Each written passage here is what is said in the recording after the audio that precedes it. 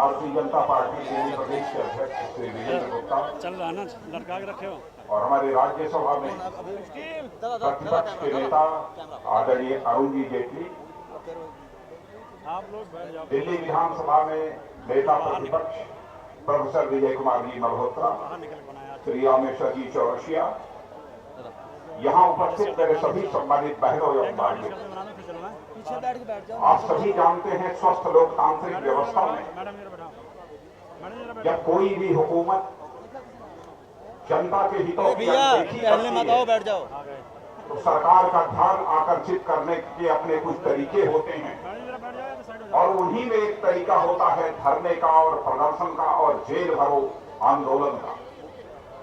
Bharatiya Janata party ने संसद के दोनों सदनों में, लोकसभा में यदि श्रीमती सुषमा स्वराज ने और राज्यसभा में हमारे श्री अरुण जी जेटली ने प्रभावी तरीके से जनता के हितों की अनदेखी करने के लिए सरकार के ऊपर करारा प्रहार किया, तो वहीं पर हम लोगों ने यह फैसला किया कि हम यह जंग केवल संसद के दोनों सदनों में ही नहीं लड़ेंगे, बल्कि हम जंग हिंदुस्तान की सड़कों पर लड़ेंगे। इसीलिए भारतीय जनता पार्टी ने फैसला किया है हम हिंदुस्तान में हर जनपद में जेल को भरेंगे और इस देश की इस निकम्मी हुकूमत का ध्यान आकर्षित करने की कोशिश करेंगे। लेकिन यदि हमारी मांगों पर यह हुकूमत ध्यान नहीं देती है तो बहनों भाइयों, हमारा यह आंदोलन आज केवल जेल भरने की औपचारिकता ही केवल पूरा नहीं करेगा, बल्कि हम इस आंदोलन की धार को आगे तेज करेंगे। जब तक कि हम इस हुकूमत को उखाड़ नहीं फेंकेंगे, यह भारतीय जनता पार्टी का संकल्प है। यह हमें आंदोलन करने की जरूरत क्यों पड़ी है? आजाद भारत के इतिहास के पन्नों को पलटकर कोई देखे, आजाद भारत में आज तक कभी ऐसा नहीं हुआ है कि लगातार 10 वर्षों तक महंगाई की दर औसतन 10% से अधिक रही हो। ऐसा आज तक भारत के इतिहास में नहीं हुआ है। पहली बार हुआ है तो कांग्रेस नेतृत्व की यूपीए सरकार की हुकूमत में हुआ है कि 5 वर्षों से महंगाई के विकास की बढ़ने की दर औसतन 10% से अधिक है। देश की अर्थव्यवस्था पूरी तरह से पटरी से उतर चुकी है। हुकूमत हम लोगों ने भी चलाई है। 6 वर्षों तक इस आजाद भारत में एनडीए की हुकूमत रही है। कौन मां का लाल इस सच्चाई को नकार सकता है कि आजाद भारत के इतिहास में लगातार 6 वर्षों तक महंगाई को पूरी तरह से बांधे रखने में यदि किसी भारत माता के लाल ने सफलता प्राप्त की तो भारत माता के लाल का नाम है पंडित अटल बिहारी वाजपेयी, जिन्होंने लगातार 6 वर्षों तक महंगाई को बांधे रखने। भैया बैठ गया। बहनों भाइयों, हम लोगों ने विकास की दर को बढ़ाया था, लेकिन महंगाई को भी हम लोगों ने बढ़ने नहीं दिया था। विकास की दर हमने 8.4% तक बढ़ाई थी और जिस समय यह कांग्रेस की हुकूमत दिल्ली में आई है तो उस समय 8.4% की विकास दर की अर्थव्यवस्था को हम लोगों ने इनके हवाले किया था।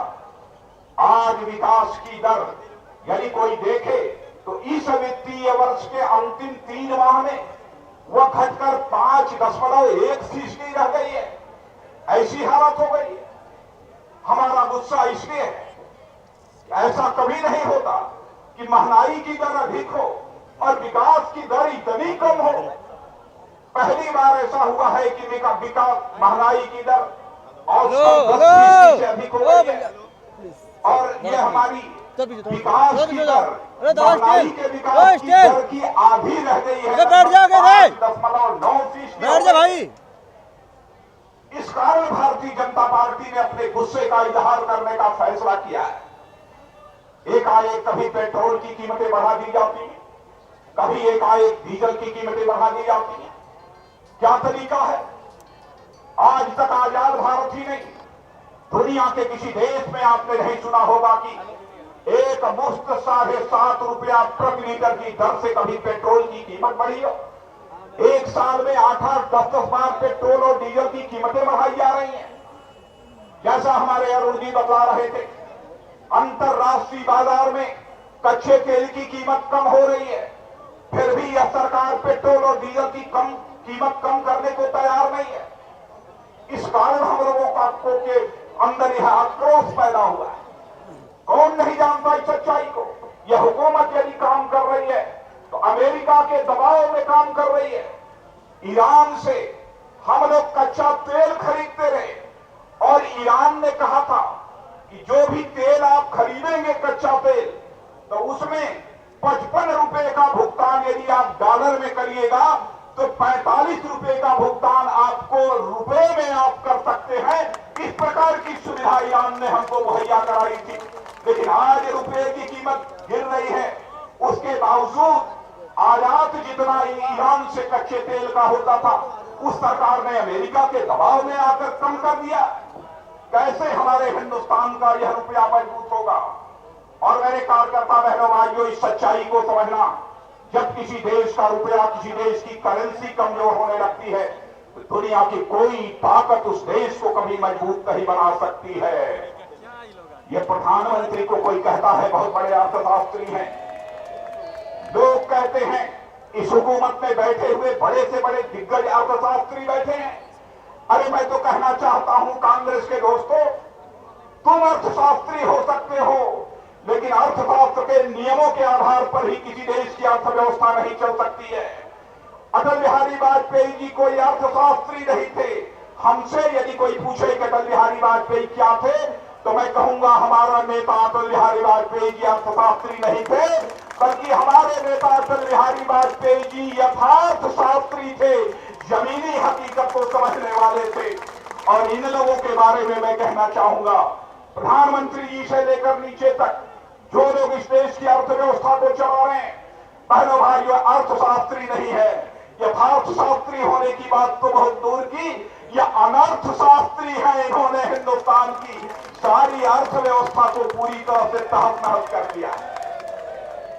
प्रधानमंत्री मनमोहन सिंह जी, मैं आपसे पूछना चाहता हूं, क्या यह सच नहीं है कि हमारे पड़ोसी देश पाकिस्तान, बांग्लादेश, श्रीलंका में महंगाई उतनी तेजी के साथ नहीं बढ़ रही है जितनी तेजी के साथ हमारे देश से हिंदुस्तान में महंगाई बढ़ रही है?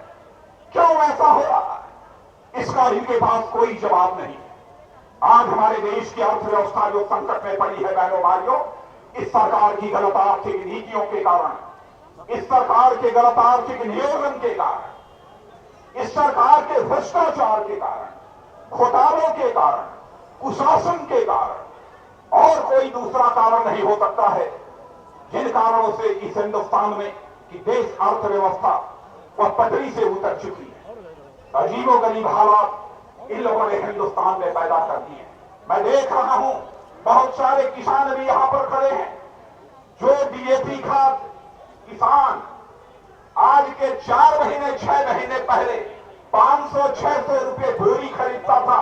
एकाएक उस खाद की कीमत 1275 रुपए बोरी पहुंच गई है।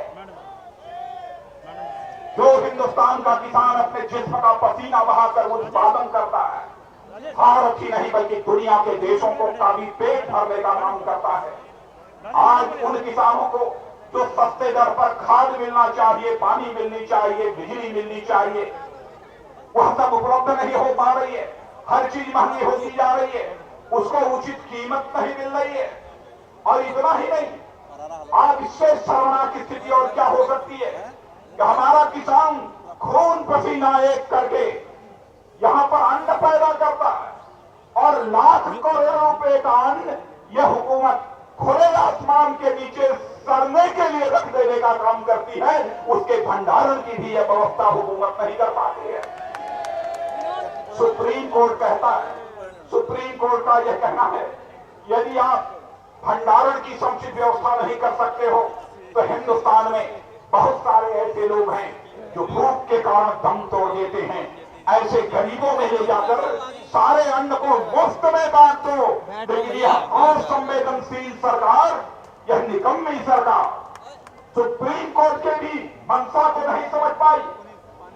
बहनों भाइयों, इसी कारण हम लोगों के मन के अंदर यह गुस्सा है। यह सरकार अब लंबे समय तक यहां काम नहीं करनी चाहिए। क्यों खाद की कीमतें बढ़ रही है? मुझे याद है कि 2010 में कहा कि हम एक नई पॉलिसी, फर्टिलाइजर पॉलिसी बना रहे हैं जिसका नाम न्यूट्रिएंट बेस्ड सब्सिडी पॉलिसी, और उस आधार पर खाद की कीमतें बढ़ेगी। हमने आशंका जाहिर की थी संसद में कि जो आप नई policy nutrient based subsidy policy बना रहे हैं, इसके कारण खाद की कीमतें बढ़ेगी। तो आश्वासन मिला था मुझे, हम आपको विश्वास दिलाते हैं कि खाद की कीमतें किसी भी सूरत में नहीं बढ़ेगी। क्या यह सरकार की गलत नीति नहीं है? बराबर हमारे अरुण जेटली जी अपने भाषणों में, संसद में भी मैंने सुना है, इस गवर्नमेंट के पॉलिसी पैरालिसिस की बात करते हैं। सचमुच यह गवर्नमेंट पॉलिसी के मामले में पूरी तरह से पैरालाइज हो गई। कैसे हम इस हुकूमत को बर्दाश्त कर सकते हैं? कोई कह सकता है कि हम केवल दिखावे के लिए जेल भरना चाहते हैं। बहनों भाइयों, यदि भारतीय जनता पार्टी से हिंदुस्तान की प्रमुख प्रतिपक्षी पार्टी है, हम राजनीति केवल सरकार बनाने के लिए नहीं करते हैं, हम राजनीति करते हैं तो देश बनाने के लिए राजनीति करते हैं, समाज बनाने के लिए राजनीति करते हैं। यह हमारी नैतिक जिम्मेदारी होती है। जब आज हमारा देश संकट में है, देश की अर्थव्यवस्था की साख जब सारी दुनिया में गिर रही हो, तो हम केवल संसद में ही अपनी प्रभावी भूमिका का निर्वाह नहीं करेंगे, बल्कि हिंदुस्तान की सड़कों पर भी हम अपने सीने का बटन खोलकर संघर्ष करेंगे। यह भारतीय जनता पार्टी का संकल्प है। इसलिए हम लोगों ने फैसला किया है जेल भरने का। अजीबोगरीब हालात इन लोगों ने हिंदुस्तान में पैदा कर दी है। कैसे भारतीय जनता पार्टी इसे बर्दाश्त कर सकती है? इसीलिए सारे देश भर में आज यह जेल भरो आंदोलन का सिलसिला चल रहा है। बड़ी संख्या में मैं देख रहा हूं कि आप सब लोग यहां पर मौजूद हैं। मुझे यह कल्पना नहीं थी, प्रियन जी और डॉक्टर हर्षवर्धन जी, हमको यह कल्पना कभी नहीं थी कि जेल भरो आंदोलन में इतनी बड़ी संख्या में बहुत सारे लोग तो इधर उधर रुके हैं, अभी आने का सिलसिला उनका जारी है। जब मैं आ रहा था, मैं देख रहा था कि सड़कों पर हुजूम जो है यहाँ चला आ रहा है। मैं बधाई देना चाहता हूं यहां की पूरी टीम को। इतना प्रभावी तरीके से आपने अपने गुस्से का इजहार इस हुकूमत के सामने किया है। मैं एक ही निवेदन करना चाहता हूं मेरे बहनों भाइयों, जो भी लोग यहां पर मौजूद हैं, संकल्प लेकर जाओगे। आंदोलन की धार भारतीय जनता पार्टी हिंदुस्तान में तेज करेगी। जब तक तब तक हमारा यह संघर्ष चलता रहेगा, जब तक कि हम इस कांग्रेस की हुकूमत को दिल्ली के तख्त से उखाड़ नहीं फेंकेंगे, तब तक हमारा यह संघर्ष चलता रहेगा। यही संकल्प लेकर हम सबको आगे बढ़ने की जरूरत है। आप सबको बहुत बहुत धन्यवाद।